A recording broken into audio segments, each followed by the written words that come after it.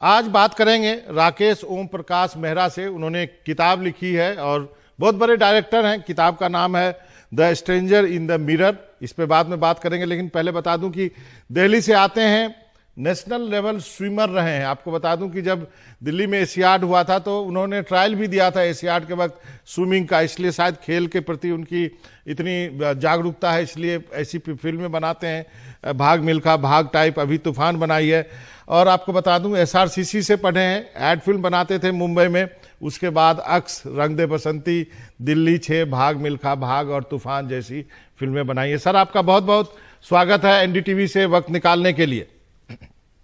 जी नमस्कार। नमस्कार। मैं सबसे पहले यही जानना चाहूंगा कि आपका जो टाइटल है the stranger in the mirror, और आपके फिल्मों में भी मिरर का बहुत ही उपयोग आप करते रहे, चाहे दिल्ली 6 की बात करें, चाहे मिल्खा की बात करें, सब चीज है। क्या कनेक्शन है सर? एक अंदरूनी कनेक्शन है, ऐसा कोई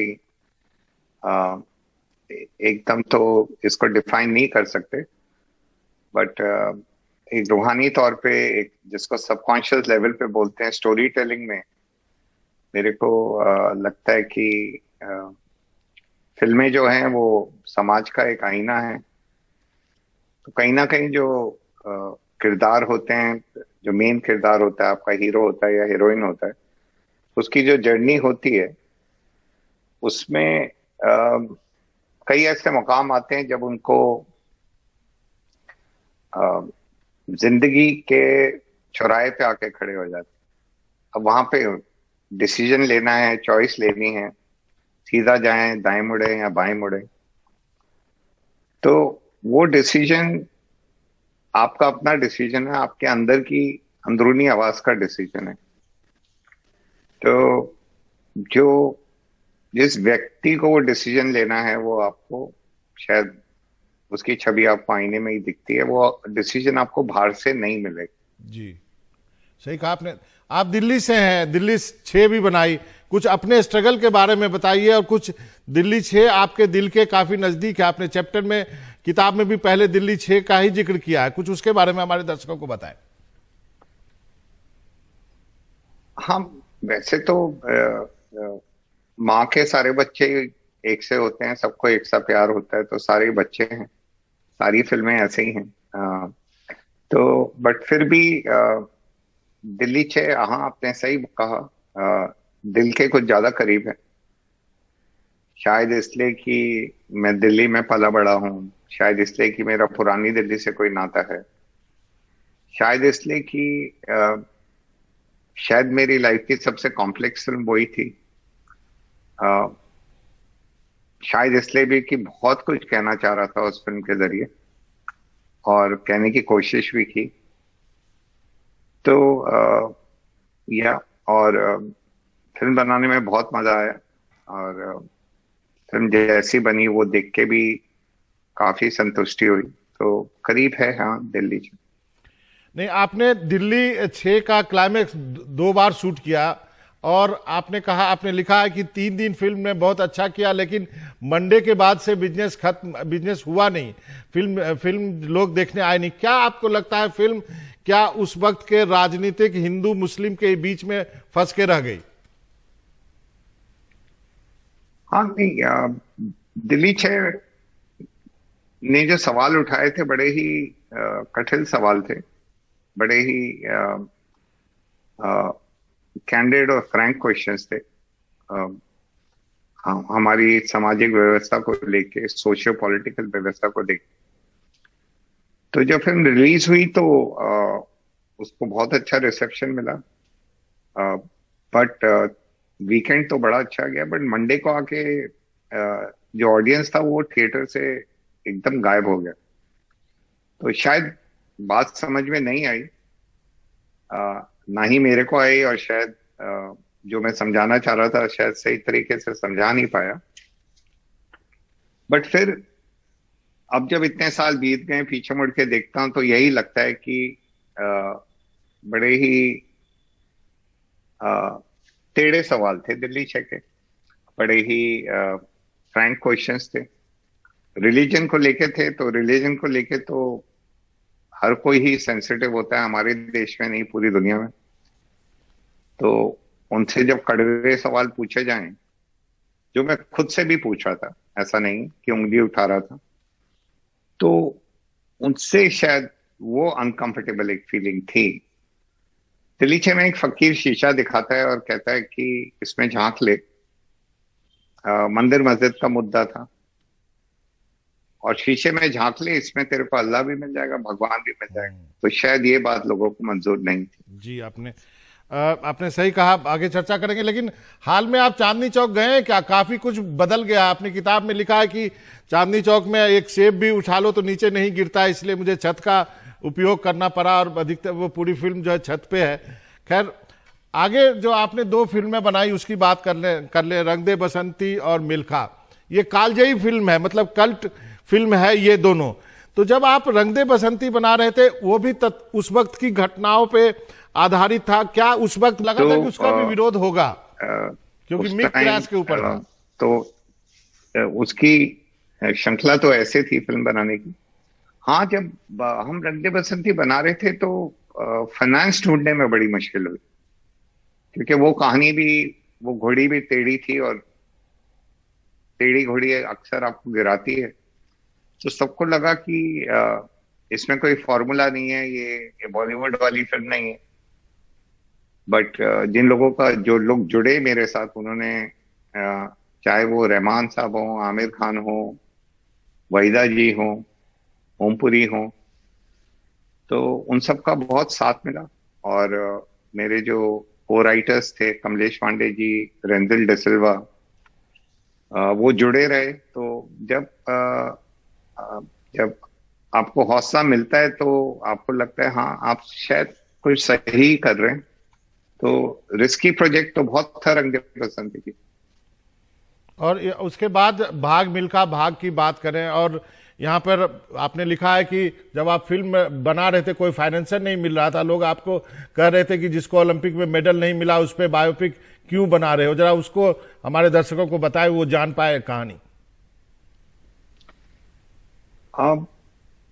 भाग मिल्खा भाग की कहानी, जैसे कि आपने कहा कि मैं दिल्ली में पला बड़ा हूं, तो पुरानी दिल्ली से नाता है। मैं ल्यूटन्स दिल्ली में भी रहा, क्लैरिजेस होटल में मेरे फादर काम करते थे। और उसके बाद लाजपत नगर भी गया। तो लाजपत नगर, जैसे आपको मालूम है कि एक सेटलमेंट कॉलोनी, पार्टीशन के बाद की रिहैबिलिटेशन कॉलोनी है।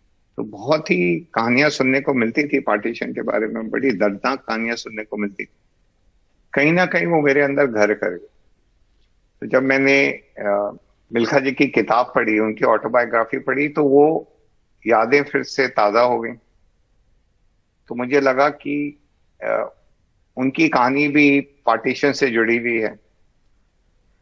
एक तरफ लाखों करोड़ों लोग आजादी का जश्न मना रहे थे, तो लाखों करोड़ों लोग पार्टीशन का दुख भी झेल रहे थे। और जो एथनिक वायलेंस हुए, जो खून की नदियां बहीं, अपनों को खोया लोगों ने, और एक तरफ नहीं, दोनों तरफ। और एक जो देश था वो अचानक बटके दो हो गया। तो हमारी मॉडर्न डे हिस्ट्री में एक बहुत ही अहम मुकाम है पार्टीशन का, एक सेमिनल मोमेंट है। तो पार्टीशन को लेके फिल्म, उसके ऊपर कोई ऐसा हीरो हीरोइन वाली फिल्म नहीं, कोई लव स्टोरी नहीं। एक स्पोर्ट्स का बैकग्राउंड, वो भी एथलेटिक्स, जो शायद जिसकी और किसी स्पोर्ट से तुलना की जाए, अगर हम क्रिकेट से तुलना करें हिंदुस्तान में, तो शायद ज्यादा उसके चहीते नहीं है, देखने वाले नहीं हैं। तो फिल्म के बारे में ऐसा कुछ पॉपुलर बात थी नहीं जो पेपर पे, जो प्रोजेक्ट में दिख रही थी। बट मेरा मानना यही है कि अगर आप कन्विंस्ड हो और आपका मन पक्का है, तो और जो आप कहना चाह रहे हो, जो आपके अंदर का दर्द है, अगर आप वो जाहिर करें तो वो लोगों तक बात पहुंच जाती है। और उससे पहले स्पोर्ट्स पे आधारित बायोपिक्स बनती भी नहीं थी। शायद भाग मिल्खा भाग शायद पहली फिल्म ऐसी थी। तो बहुत ही प्यार मिला जब फिल्म रिलीज हुई। ना सिर्फ बॉक्स ऑफिस पे हिट हुई, बट क्रिटिकल अक्लेम भी मिला, और हिंदुस्तान में नहीं, देश विदेश में। नहीं, क्या फिल्म थी जापान में रिलीज हुई, वहां भी सुपर हिट थी। वैसे तो पूरी दुनिया में हुई, बट 2 साल बाद फिर जापान में हुई, यूरोप में फेस्टिवल्स में, और यहाँ के सारे पॉपुलर अवार्ड, नेशनल अवार्ड भी मिला जी। मेरा अगला सवाल सर आप तूफान पे है, लेकिन उसके पहले एक चीज जानना चाहूंगा।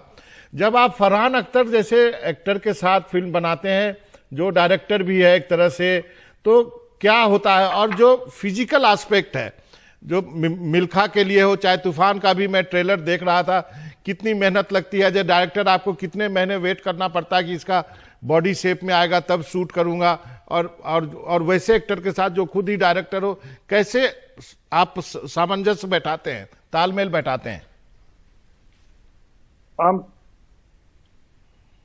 अगर आप मेरे फिल्म का ग्राफ देखें तो शायद मैंने इतना सोचा नहीं है, बट फिल्मों में गैप रहता ही है। वो शायद इसलिए मैं अपनी फिल्म में खुद लिखता हूँ, तो 2-1 साल तो लिखने में निकल जाते हैं। फिर उसकी कास्टिंग होती है, फिर उसके बाद फाइनेंस खड़ा किया जाता है, तो 4-5 साल ऐसे निकल ही जाते हैं मेरे को फिल्म बनाने में। तो टाइम तो लगता ही है। फरहान के साथ जर्नी बहुत अच्छी रही है, बहुत ही सेटिस्फाइंग रही है।